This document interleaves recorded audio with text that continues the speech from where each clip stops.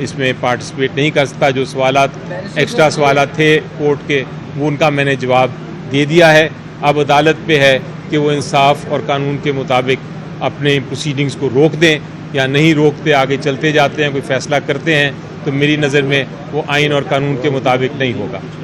ये बताइएगा कि एक वक्त ऐसा भी आया कि जब आपने इमरान खान साहब का नाम लिया तो चीफ जस्टिस साहब बरम दिखाई दी और आप कहा कि आप नाम लिए बगैर भी बात कर सकते हैं। वो क्या वाक़या था और इमरान खान का नाम लेने से क्यों मना किया चीफ जस्टिस काजी फायज़ साहब ने आपको आज?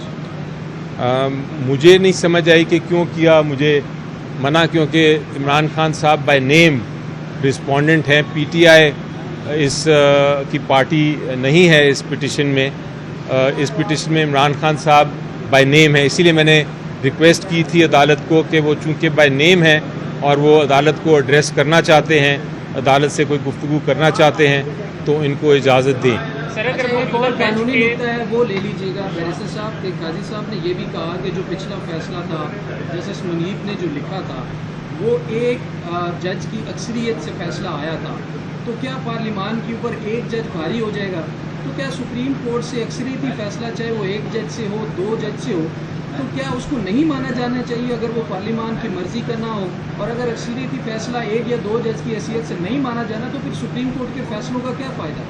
जी बिल्कुल, आप दुरुस्त फरमा रहे हैं कि सुप्रीम कोर्ट का फ़ैसला चाहे एक की मेजॉरिटी से हो या दो की मेजॉरिटी से हो या ज़्यादा मेजॉरिटी से हो, वो फ़ैसला सुप्रीम कोर्ट का ही होता है। और इस केस में तो बड़ा सिंपल इशू था कि एक प्रेसिडेंट ने रेफरेंस भेजी और प्रेसिडेंट साहब की रेफरेंस के कुछ सवालात थे, उसके ऊपर एक अदालत ने ओपिनियन दे दी। दो जजेस ने एक तरफ ओपिनियन दी, तीन जजेस ने एक तरफ ओपिनियन दी, तो तीन जजेस का फ़ैसला जो है वो समझा जाएगा कि वही सुप्रीम कोर्ट की ओपिनियन है और वो ओपिनियन के मुताबिक फिर वापस भेज दिया गया।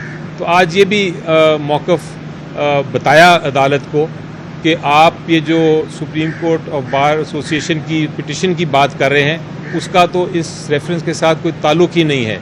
जो ओपिनियन थी जो प्रेसिडेंट की थी वो एक अलग प्रोसीडिंग्स थी और सुप्रीम कोर्ट बार की रेफरेंस की प्रोसीडिंग्स अलग थी, तो आप उस ओपिनियन को इस रिव्यू के ज़रिए नहीं छेड़ सकते।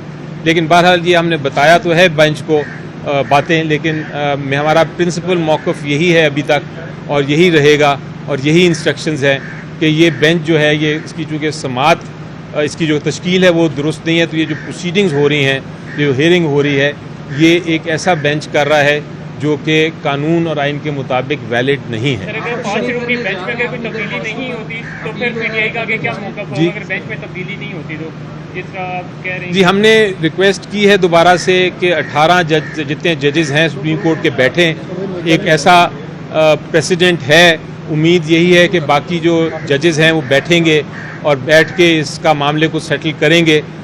इसका प्रेसिडेंट पहले भी है जहां सुप्रीम कोर्ट के जजेस बैठे हैं मेजॉरिटी पे और बैठ के उन्होंने फैसले किए हैं, तो हो सकता है कि ये सुप्रीम कोर्ट करे। सर आखिरी सवाल है कि आप इस तरह से भाई एक मिनट रुक जाएं यार, कितना सवाल करेंगे यार, सोलो कर रहे हैं यार, आप कोर्ट लगा कर बैठे।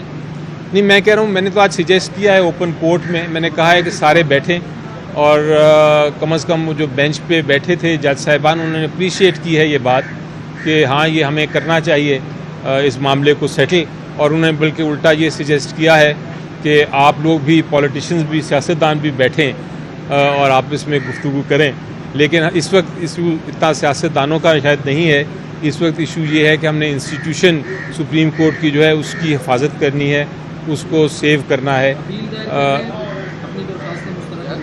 जी बिल्कुल, अपील का हक है हमें। अभी जो भी फैसले आ रहे हैं, आज सुबह भी फैसले आए हैं, उस पर भी अपील हम दाखिल करेंगे और हमारे पास आर्टिकल्स जो हैं आइन के, उनके तहत भी हम डायरेक्ट पिटिशंस भी करेंगे, क्योंकि मामला इधर ख़त्म तो नहीं होगा।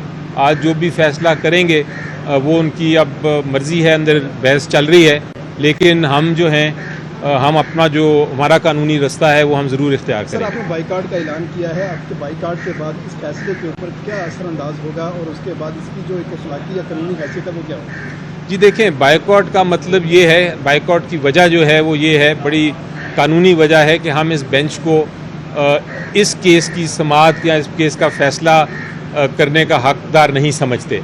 हम समझते हैं कि बेंच वही होगा जो 3 मेंबर कमेटी यानी जिसमें चीफ जस्टिस साहब भी, सीनियर प्यूनी जज जस्टिस मंसूर शाह साहब और जो नॉमिनी हैं जस्टिस अमीनुद्दीन साहब, तीनों लोग बैठ के कोई भी बेंच बना दें, उसमें फिर हम हमारा एक तरह से एतमाद है कि उस बेंच के सामने हम जाएंगे भी और हम पेश भी होंगे। बेशक यही बेंच क्यों ना हो, सवाल वो नहीं है, हम कोई पर्सन स्पेसिफिक बात नहीं कर रहा, मैं ना मैं करता हूँ कभी, ना मैं करूँगा।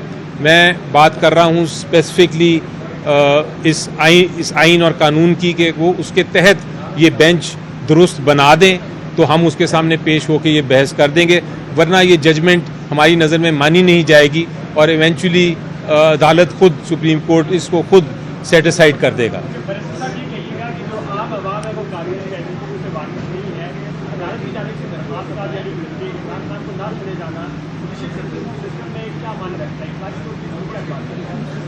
जी देखें, मेरी नज़र में एक एक जो रिस्पोंडेंट है, एक जो पार्टी है केस में, वो अगर खुद आके गुफ्तगू करना चाहें कोर्ट से तो उनको कोई रुकावट नहीं होती।